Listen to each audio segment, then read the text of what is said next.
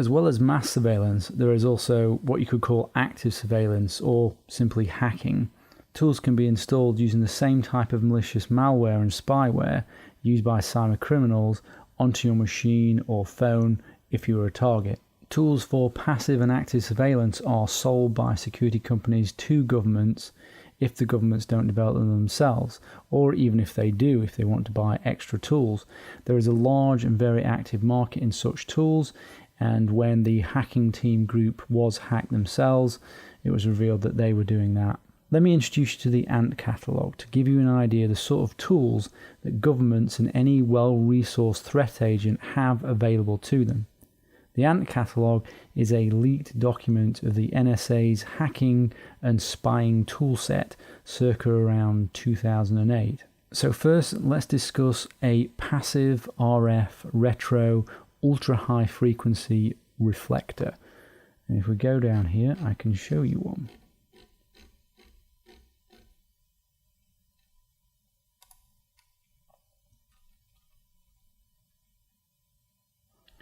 And there we are. These can be extremely small electronic devices that need only microamps of power, or in some cases need no power at all, meaning that they can remain active for years.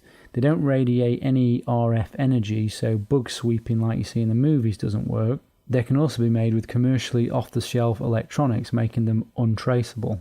One such example is codenamed Loud Auto, which is basically an audio listening bug. And we can see here, audio-based RF retro reflector provides room audio from targeted space using radar and basic post-processing. So what that means is, in order to listen to this device, a person needs to be at a distance somewhere and then send a focused beam of radio frequency energy targeted at that retro reflector. They are then able to listen to the room's audio. The device is only active when it re-radiates back to the sender, otherwise it's totally passive, radiates no RF, so undetectable, and uses virtually no power. These retro reflectors can be used for all sorts of interesting things. Let me show you something else. So if we look here under keyboards, Data RF retro reflector provides return modulated with target data keyboard low data rate digital device when illuminated with radar. So this is installed in a keyboard. An observer pointing one of those focus beams of radio frequency energy targeted at the reflector will be able to record all of the keystrokes on the keyboard. Again, passive, radiates no RF, so undetectable, and uses virtually no power. And there's also Rage Master.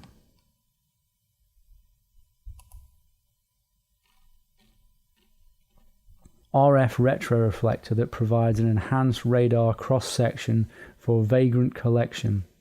It's concealed in a standard computer video graphics array VGA cable, which you can see there, between the video card and video monitor. It's typically installed in the ferrite on the video cable. So they can watch what you're doing on your monitor. Again, you can see how tiny this thing is.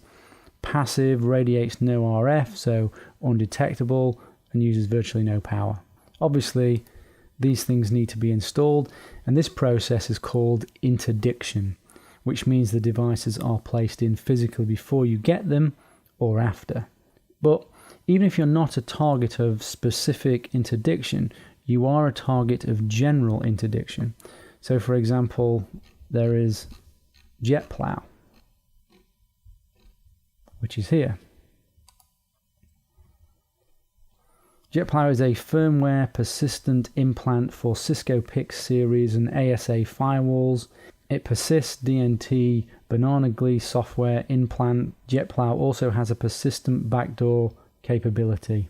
DNT, by the way, is a contractor to the NSA that provides other hacking tools. If you're not aware, firmware is a physical chip on the device. So in this case, it's a physical chip on this router or firewall.